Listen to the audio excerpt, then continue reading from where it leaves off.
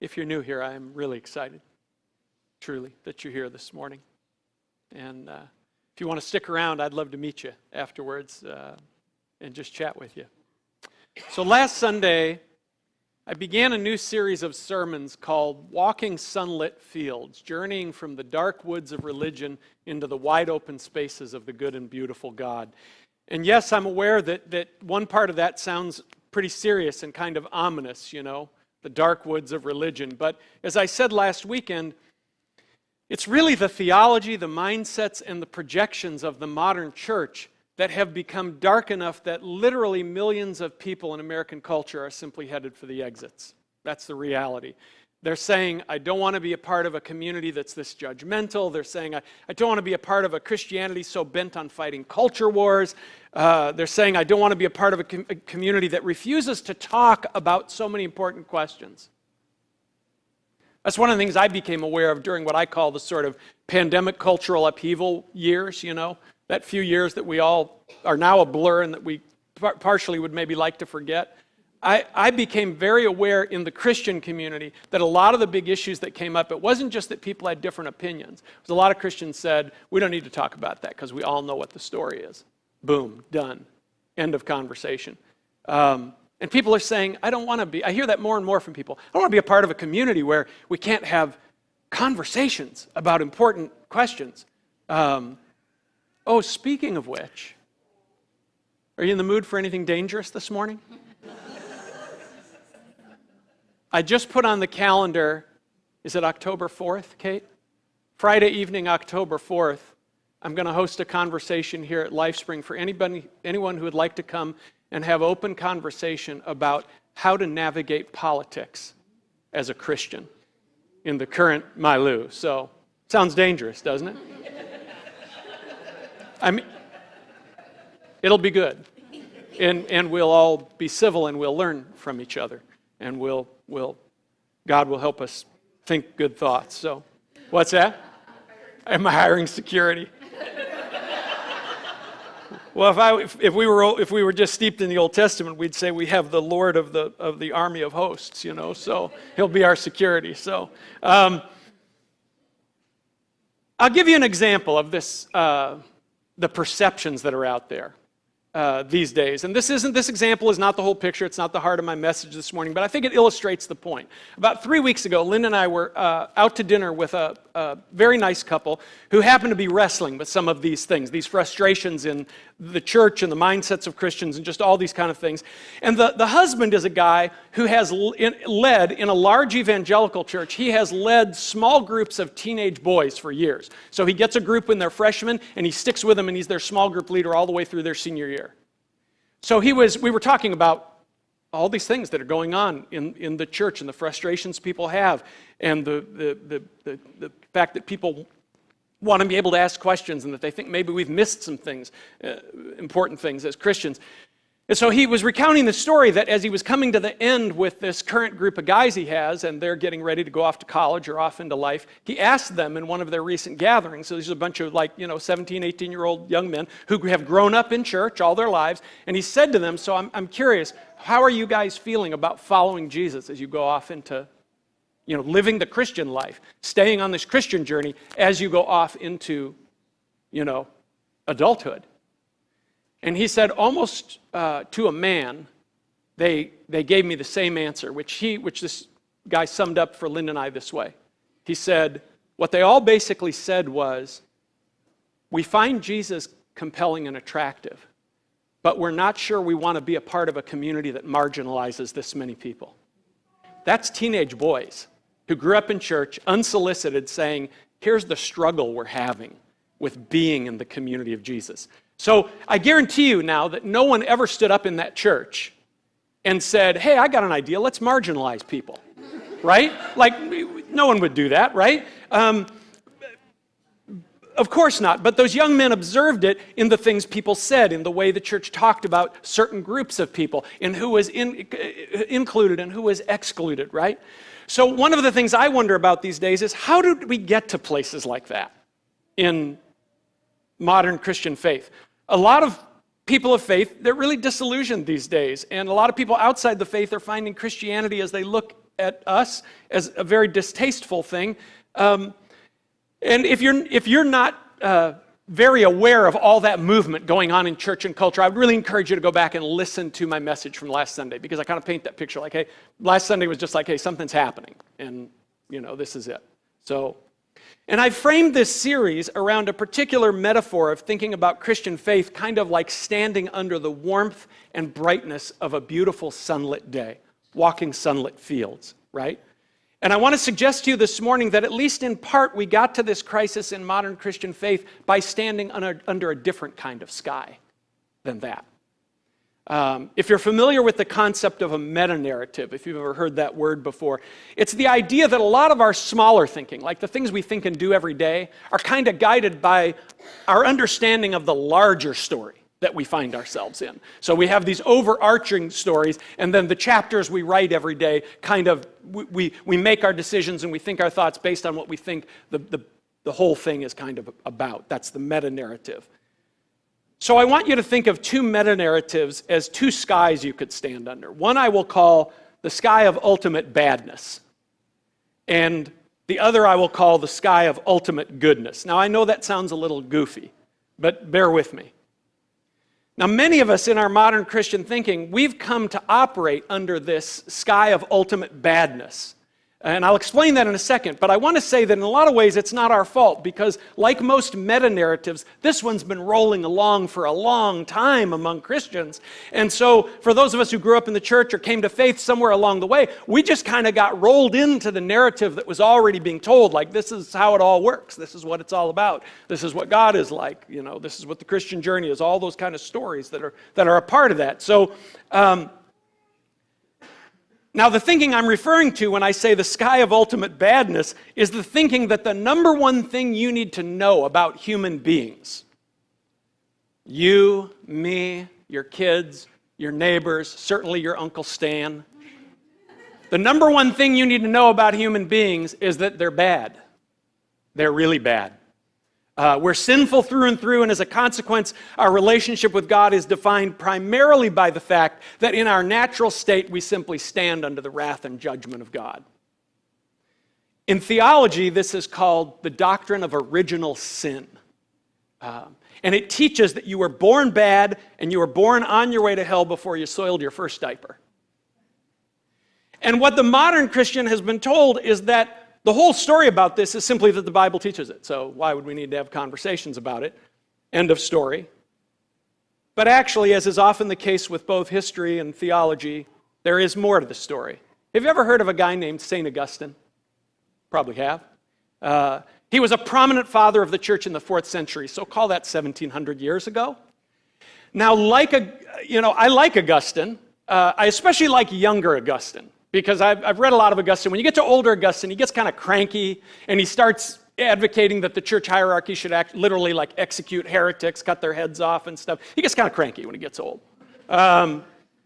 But younger Augustine I really dig. We even sing a Matt Maher worship song here at LifeSpring where Maher paraphrases the words of St. Augustine in this way. Augustine often lamented that it took him so long to see God and to see the good things. And the song we sing has these words that really have their roots in Augustine. Late have I loved you. You waited for me. I searched for you. What took me so long? I was looking outside as if love would ever want to hide, and I'm finding I was wrong. So young Augustine, he truly fell in love with Jesus. But as he went along, he developed a very specific idea about man's sinfulness. Now, people have speculated why he developed these ideas. Some people think it was because he lived such an immoral, lascivious life before he came to Christ that he just sin is just so terrible and holds us in bondage, and so he just magnified the whole idea of sin. Other people think it's because Augustine, the lake Augustine swam in, the ocean he swam in was the ocean of Greek dualistic philosophy. So you would understand dualism this way. It's all black or white, there's no gray. You ever heard anybody say that? There usually is gray, if you want my opinion. But people say it's all black or white, there's no gray, right? So for Augustine, it was all black and white. That was how everybody thought. And so if God was the ultimate good, then man had to be the ultimate bad, right? So, but who knows? But what we know is that Augustine concluded that human beings were bad through and through, and that the way this badness got passed from one human being to another was through the sexual act and procreation. Now, this particular idea he got from the 5th chapter of Paul's letter to the Christians in Rome, where Paul says this. Paul says, just as through one man sin entered the world and death through sin, thus death spread to all men. Now, Paul never ties it to the sexual act and biology. Paul just seems to be referring to the story of Adam and saying, this is where the downward cycle started, back in the beginning of humanity. And then through Christ, it all gets turned around. That seems to be, to me, what Paul is saying. But Augustine read that and said, it's just automatic. So human beings are thoroughly bad, and then when they get together and make a new human being, that new human being pops out thoroughly bad too. So in truth, this idea that God made human beings good and then we ended up becoming a mess, it's a mystery that theologians have wrestled with for centuries. I mean, are we really all in this mess as Christianity has taught because one guy, Adam, screwed up?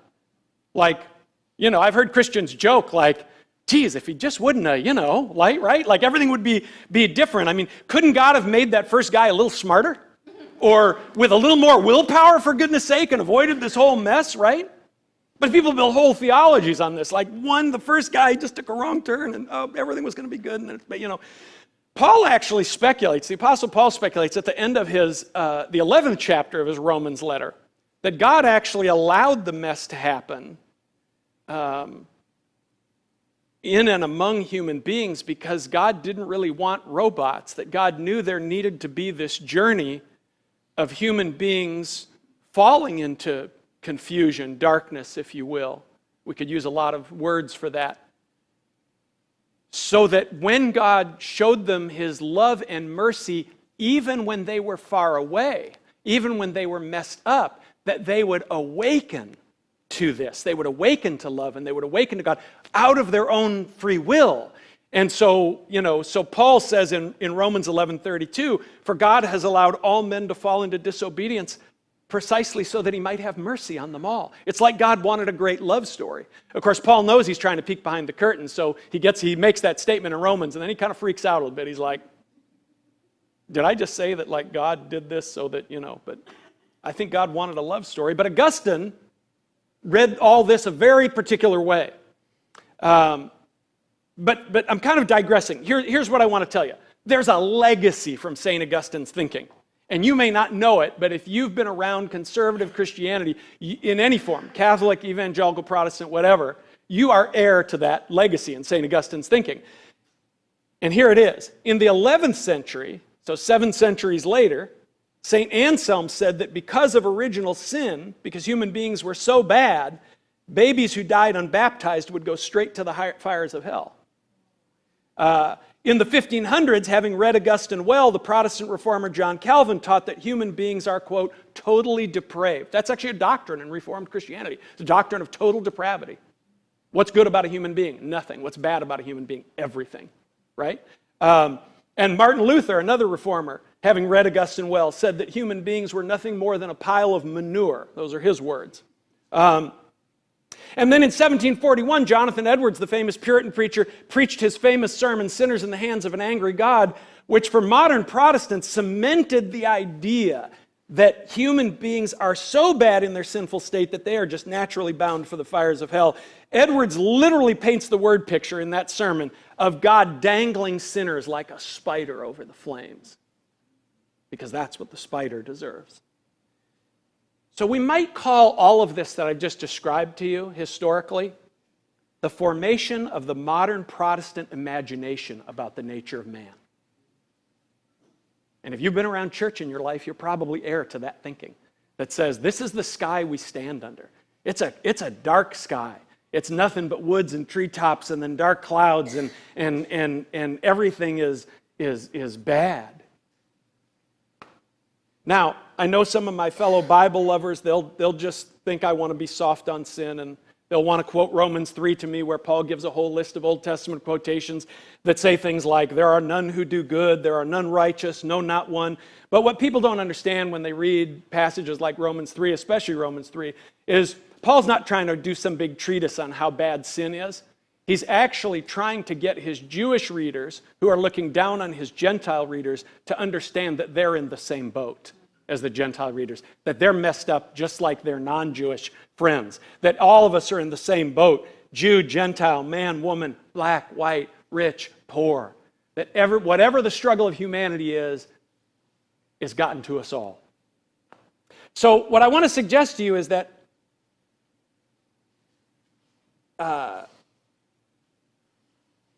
we have come to think and live as modern Jesus followers under a meta-narrative that says when you think about human beings, the defining theme in your thoughts about human beings is badness, and the consequence is fear of judgment. And I see three obvious ways this plays out. One, when religious people think of themselves, religion usually adds to their shame about themselves rather than delivering them from it. Why is that? Because you're bad, because church has been teaching you how bad you are all your life. Two, the church in its preaching tends to preach moralism to get people to shape up so they won't be under judgment. Pastors are always freaked out about, they don't want their people to get on the wrong side of God, right? So we're always telling people, like, you got to live this way. Are you walking the walk? Are you doing the thing? Right, Diane? Are you doing the thing, right? That legalism, that heavy-handed, right?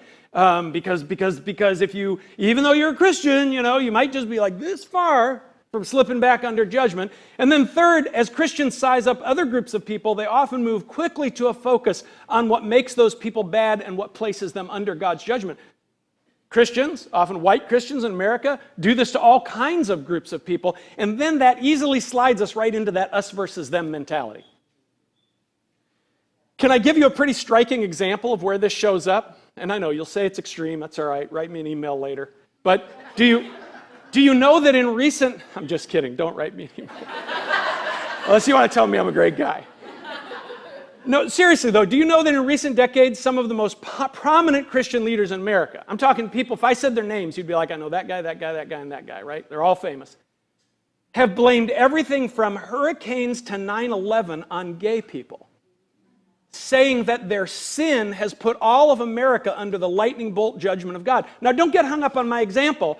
Here's what I want you to see. Do you see how easily we go toward blaming the badness of people and to the eagerness of God to judge and punish? Much of the rise of Christian nationalism in our own day is fueled by this fear of judgment on the nation. If we don't get everybody back to this kind of a place that looks like this, they're living this, and they're not doing these bad things, God's going to judge the nation. God's going to destroy the nation. Where does it say that? Where does it say that in my New Testament? Where does it say that in my Bible? It doesn't. So what I want you to try to get your mind around is, it's a meta-narrative. Like, judgment, humans are bad, judgment is impending. And so whether you're looking at yourself, you're looking at your neighbor, you're looking at the culture, you're like, humans are bad, judgment is impending. And we've been under this sky for a long time. And I feel a little bit like a heretic, honestly, suggesting that maybe we shouldn't be, because so much of Christianity has operated from this place for so long. I'm really trying to make a very simple point, which is that we just default in our evaluations of ourselves and others and circumstances to a narrative where we live under these dominating themes of human badness and God's eagerness to judge and punish. Now, the problem with all this,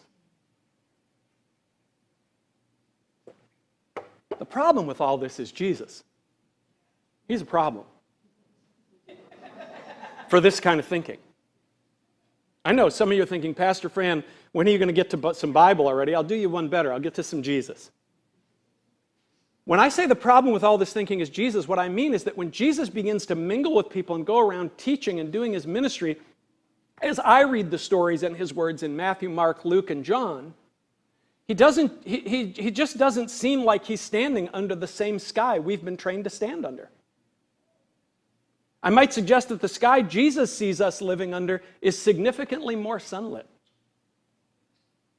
At the beginning of the Sermon on the Mount, Jesus teaches what we call the Beatitudes. I was thinking because Beatitudes, we've used it so much, it's just a religious word to people now. I'm going to give you a different phrase for these this morning. Jesus teaches the dispositions of goodness. Goes up on the mountain, and this is what he says. Blessed are the poor in spirit, for theirs is the kingdom of the heavens. Blessed are those who mourn, for they shall be comforted.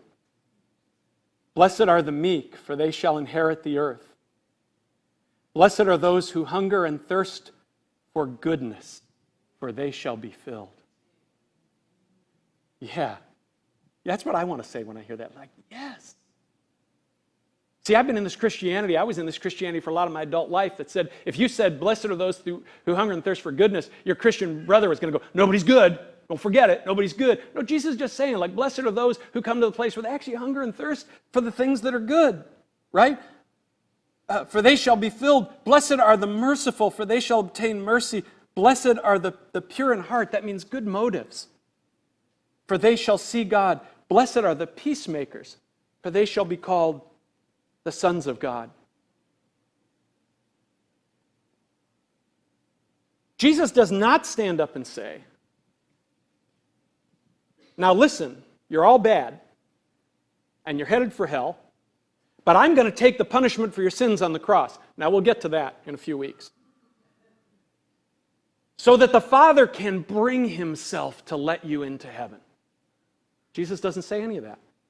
He says, imagine with me. He says to these people, imagine with me what it would be like to be poor in spirit. What he means by that is open, reflective, teachable, not haughty and cocksure that you already have it all figured out. You're humble of heart, right? Imagine with me what it would be like to be poor in spirit, to be humble of heart. Imagine with me having a good heart. Imagine falling in love with goodness and wanting it for everyone and being merciful and being a peacemaker. It's like Jesus is saying, what if you became this? He's saying to the crowd, you could become this. Why would Jesus even talk to them about this? If it wasn't the place he was pointing them, if they couldn't become this. He's saying, you could become this. And then, after he gives them the dispositions of goodness, he doesn't say to them, you're totally depraved, you're a pile of manure. This is what he says to them. Brace yourself. He says all these things, and then he says this. You, my brothers and sisters, are the light of the world. I would say if I was in that crowd, I'd be like this. Is he talking to me? Jesus looks at this group of peasants and he'll say, you are the light of the world. Now, does that sound like a different sky than the one so many of us have been trained to think under? Are we really surprised that at the end of the Sermon on the Mount, the crowd goes wild? Literally, what Matthew says is that the crowd basically went wild. They were amazed at Jesus' teaching, and they said, we have never heard anybody talk like this about God and about life. We've never heard anybody talk like this, right? Because just like our religion, theirs was dominated with all the heavy skies of badness and God's ready to judge everybody. You know the whole Pharisee thing. And Jesus has just taken them out of the woods of religion and he has stood them under a sunlit sky and called them good and described the possibility of becoming. And what of judgment of others, right? Part of our whole judgment under this sky, right? We're looking for everybody's bad, right? Well, what Jesus says to us is, judge not, lest ye be judged. And if you're tempted to judge, deal with the log in your own eye before you try to judge the speck of sawdust out of your brother's eye.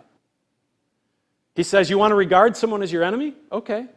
But my word to you is love your enemy and do good to those who would hate you, who would persecute. And what of the disposition of God? Is it lightning bolts? These are Jesus' words, not mine. Jesus says the Father makes his sun rise on the evil people and the good people. Oh, I thought it was tit for tat with God. No, he makes his sun rise on the evil people and the good people, and he sends his rain on the just and on the unjust. Not lightning bolts, the rain and the sun in Jesus' words here, these are metaphors for help and blessing. God is saying, I'm looking to help and bless. What about the bad people? I'm looking to help and bless. Yeah, but what about the bad people? I'm looking to help and bless. And yeah, that could involve some hard things. We all go through, so that people awaken. And, that's really what judgment is, in my opinion, in the Bible, is God allowing us to reap the consequences of what we do so that we run into the brick wall and we go, am I going in the wrong direction? But it's not lightning bolts. But you know what the real proof is? That Jesus thinks, breathes, lives, sees, and relates under a different sky than all us religious people. The real proof, the most obvious thing of all, it's just the way that he relates to people. It's that we find him touching, loving, eating with, and bringing healing to all the people that all the religious people disdained as not good enough or as not part of the right group. So what is the difference in what Jesus sees when he looks at people? I've hinted at it already. I think Jesus sees goodness. And there is a part of me. I've been well schooled in certain theologies. There is a part of me that's like, you're preaching heresy, brother. People are bad. They're bad. But I think Jesus looks, I've become convinced Jesus looks and he sees goodness. Did we forget that before the story of sin in Genesis 3, there is a story where God makes everything else and calls it good, and then he makes a man and a woman out of the dust of the earth, and he looks at it and he says, now that is very good. Are we human beings messed up? Well, sure we are. Take a look inside yourself. Take a look around. But Jesus sees something else when he looks at people. He sees goodness that's just gotten buried under the mess, but it's there. He talks with people as if they are just a stone's throw or the turning of a corner away from knowing the Father's love, from developing a good heart, from finding a new way. I think we've been taught to see people primarily as bad, but that Jesus sees people primarily as wounded and broken. That's very different. Because when you think bad and evil, it's that short hop to judgment. When you think wounded and broken, it elicits a different image, which is perhaps what people need is, oh, surprise, it's what Jesus brought to people in the Gospels, healing. Maybe it's healing. Healing here. Here. Maybe that's why Jesus is so liberal with forgiveness, because maybe that's the easy part. Like everybody's freaked out because Jesus is like, your sins are forgiven. Pharisees are like, you can't do that, you can't. I think for Jesus, that's the easy part. What comes after that is the more arduous part, where Jesus is essentially saying to us, now, what do we have to do to awaken you and put your heart back together? That's the big journey. Listen, guys, the solution for the ills of your life is not you just going deeper and deeper down some dark hole about your badness. Are you messed up? Sure, join the club. The question is whether we would let the God of sunlit fields put the salve of his love on our broken places and let the steadfastness of his love start to drive away our fears, and let the truth of our goodness as those who bear the divine image drive away the lies we have believed about ourselves and about other people. When those things begin to happen, sin won't have to be punished out of you. The glory of better things will simply leave less room for it. I've really come to believe that in my 40 plus years on this Christian journey. What will change you as a human being is not somebody over you with a club saying, stop sinning, stop sinning, stop sinning, stop sinning. What will change you as a human being is a different kind of vision of goodness and of yourself and others within that vision. And then you see it and you say, oh my gosh, what we are, what you are, what we were made for, it's beautiful. Who wants to go play in the garbage dump? Not me. I don't really know how to end this sermon. I wrestled with it all week.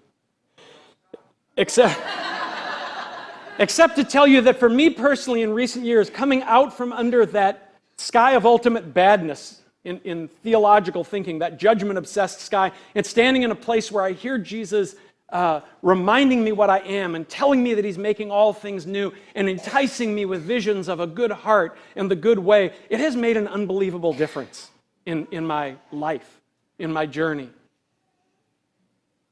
I feel more free. Can I just say that? I feel more free. The love of God, brothers and sisters, and what love becomes in us is a freaking sunlit sky. And Jesus is trying to pull us out of those woods and under that sunlit sky and saying, do you see? Do you see it? In fact, John, in his little letter, that little letter of 1 John, John says an amazing thing. I didn't catch it for about 30 years. It's amazing you can read the Bible that long, and I didn't catch it, but listen to this. The one who is still afraid of God's judgment, God's punishment, has not yet come into the complete picture of love. Literally, the Greek word is telos. He doesn't understand the picture of where love's taken us, how big it is, how it restores all things. Just like it says at the end of Revelation, behold, I make all things new. The person who's still afraid of punishment does not come into the complete picture of love. Don't look now, but I think that's God kicking your sky of ultimate badness and judgment to the curb.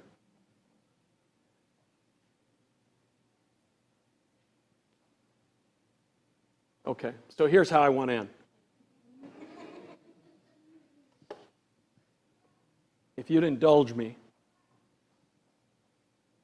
I'd like to end by just depositing into you a few of the words of Jesus. And it might work best if you kind of close your eyes and open your spirit, if you can.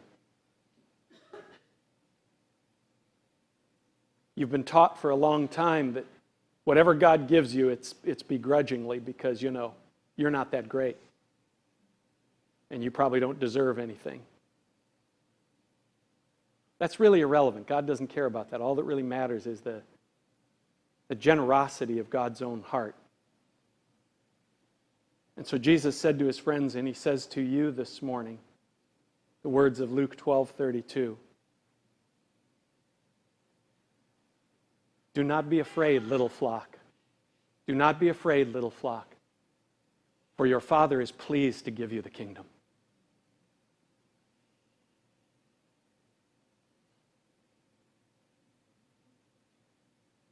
Do not be afraid, Diane, for your Father is pleased to give you the kingdom. Do not be afraid, Corey, for your Father is pleased to give you the kingdom. Do not be afraid, Kathleen, for your Father is pleased to give you the kingdom. Do not be afraid, Becky, for your Father is pleased to give you the kingdom.